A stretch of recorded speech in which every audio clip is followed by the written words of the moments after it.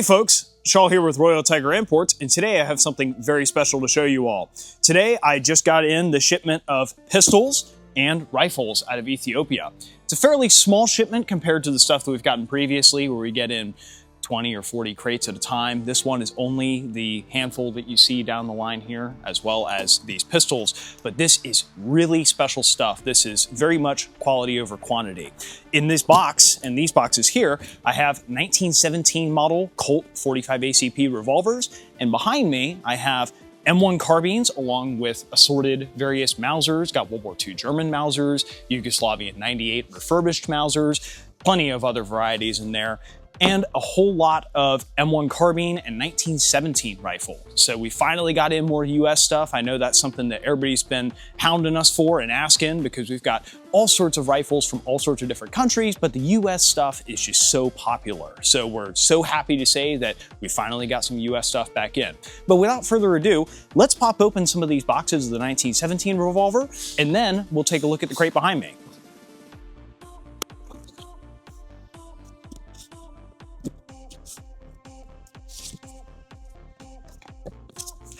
Let's see what we got. Aren't those just something special? These are Colt. You can see the Colt pony mark on the rear here. It's a little bit faint, but these are Colt 1917 revolvers. These are just incredible to get. There hasn't been an import of these in a long, long time. You can see the grips on this one, and the finish is a little bit worn. Yeah, it's got a small chip here and there, but overall, that is not too bad considering that that has been over there for decades. So let's check out a few others while we're here. Got another one in pretty similar condition overall. Let's pop open the cylinder on that. You can see it's a 6-shot. And again, these are 45 ACP using moon clips. So this is not a 45 long Colt or a 38 special with a large rim on the back of the cartridge, but instead it had an ammo commonality with the 1911s that were used at the time. These are pretty uncommon to see, for a revolver using a rimless cartridge, but of course they had to adapt it using the moon clips. So again, limited quantity of these, but these are something really special, and we will be individually listing the vast majority, if not all of these online. So without further ado, let's get a look at the crate.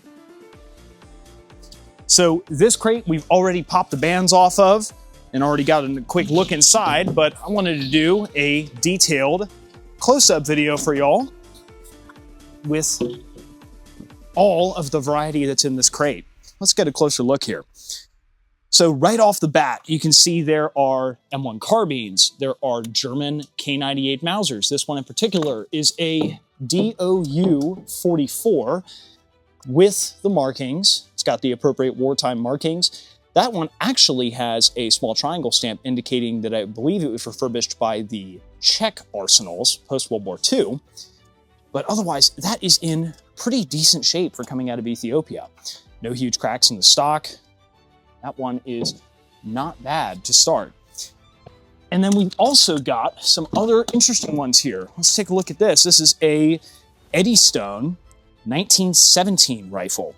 This one in particular has a Winchester barrel dated 2 of 1917. So February 1917, that is something really special. Again, these are the ones that are in 30-06. It was the one that was adapted from the P14 design that was originally in 303, and I have seen a couple P14s in here, although they are quite buried. So we'll get to those in a later video. But in the meantime, Mauser, M1 carbine, we've got all sorts of other Mausers I was mentioning here. We've got a Yugo refurb 98. You can see that it has the Yugoslavian crest with the torch, as well as the factory refurbished code. Still retains the Model 98 markings, but overall, these are good shooters. These, of course, if the bore condition is good on these, are just a classic German Mauser design that has simply been re-arsenaled by the Yugos. Often they would put these crests on, but not every single time. Sometimes they do retain their original factory World War II markings. And again, if the bore's good, many of these will just be classic shooters like any other 98 Mauser. So let's get a closer look At the real star of the show, though, let's take a look at some of these M1 carbines. This one, for example, just pulled this one out. It's a little hard to see underneath there, but that is a Winchester. If we can get a close look at the markings on the side, you can see the little W peeking out to the left of the rear sight block. And this one is actually fairly complete. Unfortunately, it has a crack in the stock. Most of the remaining M1 carbines in here do have some sort of crack in the stock, unfortunately, but besides that, it is in really good overall condition. And again, the bores on these M1 carbines, because they used a non-corrosive ammunition, generally speaking, they're in pretty great condition. We are going to bore gauge these every single time that we list one of these, as well as list out manufacturer of the receiver, manufacturer of the barrel. We will also list if they have a type 1, 2, or 3 rear sight, type 1, 2, or 3 barrel band, etc. So you have a full understanding of what you're getting. And finally, let's take a look at whatever else we have in here. For a last view, we've got a standard Mauser. So that is the Banner Mauser 1934 dated receiver. And this one also has a Lion of Judah marking on it. That is pretty interesting stuff. You don't see too many of these coming out of Ethiopia anymore, especially one that's in fairly decent shape like that. No massive cracks in the stock. I mean, it's got a cracked upper handguard, unfortunately, but besides that, the bluing is actually pretty decent, and the overall stock condition, besides this repair, not too bad.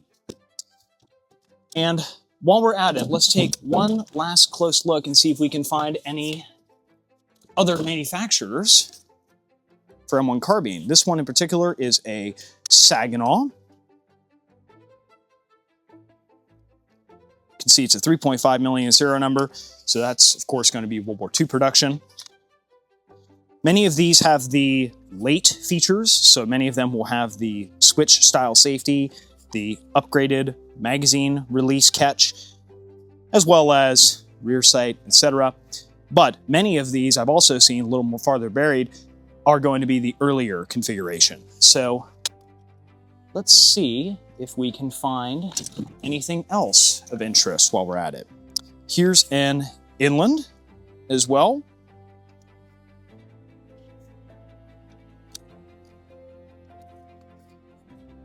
It's all so interesting. We're just so glad to finally get these in because, again, everybody has been demanding ever since we sold out of the carbines last time that we do whatever it takes to get new ones back in. So the day has finally come.